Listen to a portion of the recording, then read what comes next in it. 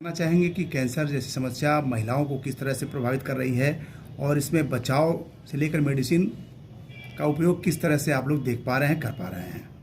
देखिए, महिलाओं में होने वाले विभिन्न कैंसर हैं, जैसे स्तन का कैंसर है, बच्चेदानी का कैंसर है, बच्चेदानी के मुहाने का कैंसर है, अंडाशय का कैंसर है। इनमें से जो सबसे कॉमन कैंसर्स हैं इस वक्त महिलाओं में, वो है स्तन का कैंसर और बच्चेदानी के मुहाने का कैंसर, जिसको कि हम सर्वाइकल कैंसर या गर्भाशय ग्रीवा के कैंसर के नाम से भी जानते हैं।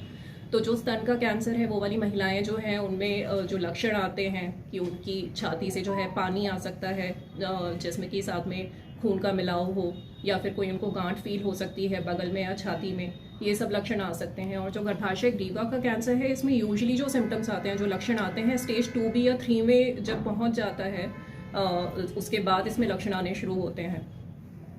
तो देखिए, हम लोग सोशल मीडिया पे भी अपना जो है थोड़ा सा जो है इस चीज़ की प्रभावना करते हैं, कैंसर्स के बारे में बताते हैं, जो विभिन्न प्रकार के कैंसर हैं उनके क्या लक्षण होते हैं, उनसे प्रिवेंशन के क्या तरीके हैं, रोकथाम के क्या तरीके हैं। प्लस हम गाँव में जाके, आसपास के जो गाँव होते हैं या आसपास के जो भी डिस्ट्रिक्ट्स वगैरह हैं, उन सब में जाके जो भी कैंसर्स के बारे में कैंप्स करते हैं और लोगों को उसके बारे में अवेयर करते हैं। जैसे कि सर्वाइकल कैंसर आपका है, ये एक बहुत प्रिवेंटेबल कैंसर है, जिसको कि हम लोग जिसकी बहुत अच्छे से रोकथाम कर सकते हैं, लेकिन उसके बाद भी जागरूकता के अभाव में ये कैंसर जो है, ज़्यादातर हमारे पास जो मरीज आते हैं वो एडवांस स्टेज में ही आते हैं। क्या रहा है खास कैंसर के मामले में? देखिए, जो जीवन शैली में बदलाव है वो एक मेजर कारण है कैंसर्स के। जो केसेस दिन ब दिन बढ़ते जा रहे हैं उसका जैसे कि पौष्टिक आहार ना लेना, शारीरिक व्यायाम की कमी होना, धूम्रपान और मदिरा का सेवन जो है बढ़ गया है काफ़ी हद तक। तो ये सभी कारण होते हैं जिसकी वजह से कैंसर जो है वो बढ़ जाता है। दूसरे कुछ कैंसर्स हैं, जैसे सर्वाइकल कैंसर है आपका है, उसका एक मुख्यतः जो मेजर कारण है वो ह्यूमन पैप्लोमा वायरस इन्फेक्शन है। तो उसके प्रिवेंशन के लिए टीकाकरण मौजूद है, लेकिन क्योंकि लोगों को उसके बारे में बहुत ज़्यादा नहीं पता है, तो इंडिया में इनफैक्ट लेस देन 1% है जिन लोगों को इम्यूनाइजेशन वैक्सीन लगी है। तो ये सब कारण है जिसकी वजह से कैंसर के केसेस जो हैं बढ़ रहे हैं। धन्यवाद। खाना निकलने में दिक्कत आ रही है, मुंह से दुर्गंध आ रही है काफ़ी, या गले में नीचे की तरफ गांठें बड़ी हो रही हैं, तो ये कैंसर के लक्षण आपके हो सकते हैं। और खासकर जब आप तंबाकू, सिगरेट ये सब सेवन करते हैं तो और ज़्यादा रिस्क आपका बढ़ जाता है।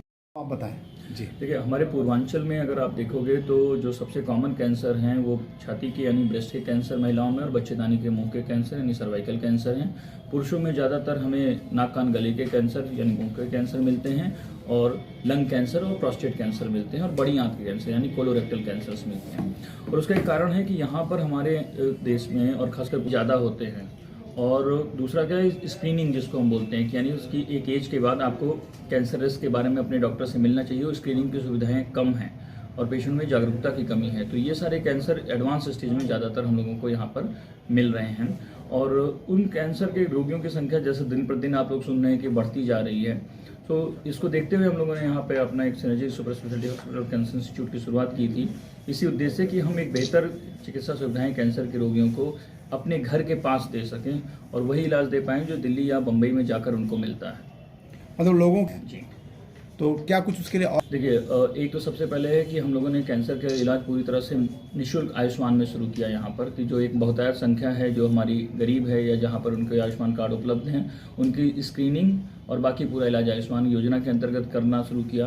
साथ में हम विभिन्न जो क्षेत्र के अन्य हॉस्पिटल्स हैं उनमें जाके उन डॉक्टर्स के साथ अपने कैंप्स या जागरूकता की बातें करते हैं। समाज के जो मुख्य भूमिका में लोग हैं, चाहे ग्राम प्रधान हैं, शिक्षक आदि हैं या वकील लोग हैं, उनके साथ हम लोग डिफरेंट कैंप्स कर रहे हैं। हमने 2 आउटरीच OPD भी खोली है, कैंपियरगंज में और हमारा हाटा और गोला में, कि जहाँ पर हम कैंसर के मरीज के निःशुल्क स्क्रीनिंग और इलाज के लिए फिर उनको प्रेरित करते हैं। कितने? हाँ, OPD में देखिए तो लगभग महीने में हम लोग 1000 के करीब कैंसर के रोगियों को देख रहे हैं। लगभग हमारा 60 से 70 के करीब की हम कैंसर सर्जरीज करते हैं, और लगभग 200 से 225 के मरीज हैं जिनकी हम रेगुलर कीमोथेरेपी यानी कि दवाइयाँ दे रहे हैं उनको। और स्क्रीनिंग की अगर बात करिए तो हमारे कैंप्स में मिला के लगभग 3000 से 3500 लोगों की स्क्रीनिंग पर मंथ हो रही है। धन्यवाद। उसमें मीडिया हाउसेज ऑलरेडी इन्फॉर्म थे और स्ट्रोक का भी, तो COPD वगैरह सब लेकर सारी चीज़ों का, और COPD कारण बनती है आपके लंग कैंसर का भी लॉन्ग टर्म में। तो स्मोक से डायरेक्टली भी आपको कैंसर केवल नहीं हो रहा है, शरीर का कोई अंग नहीं है जो स्मोकिंग से इफेक्ट ना हो। इंसिडेंस बढ़ रहा है तो सर्वाइकल कैंसर का इंसिडेंस जो है स्मोकिंग के साथ रिलेटेड है। जो महिलाएं स्मोक करती हैं उसमें सर्वाइकल कैंसर का इंसिडेंस भी बढ़ता है। और देखिए स्मोकिंग के साथ एक और दिक्कत है कि हम लोग ज़्यादातर स्मोकिंग को कैंसर से जोड़ते हैं, लेकिन इंसिडेंस बढ़ रहा है तो सर्वाइकल कैंसर का इंसिडेंस जो है स्मोकिंग के साथ रिलेटेड है। जो महिलाएं स्मोक करती हैं उसमें सर्वाइकल कैंसर का इंसिडेंस भी बढ़ता है। और देखिए स्मोकिंग के साथ एक और दिक्कत है कि हम लोग ज़्यादातर स्मोकिंग को कैंसर से जोड़ते हैं, लेकिन अब वो आपकी इच्छा है जहर कितना खा के आप मरते हैं। यहाँ पे आपको छाले में दर्द होगा और इसी वजह से हमें एडवांस स्टेज में मिलता है वो पेशेंट, क्योंकि उसको दर्द होता नहीं है और वो मान के चलते हैं कि इसमें कोई ऐसी दिक्कत की बात नहीं है। तो अगर कोई छाला है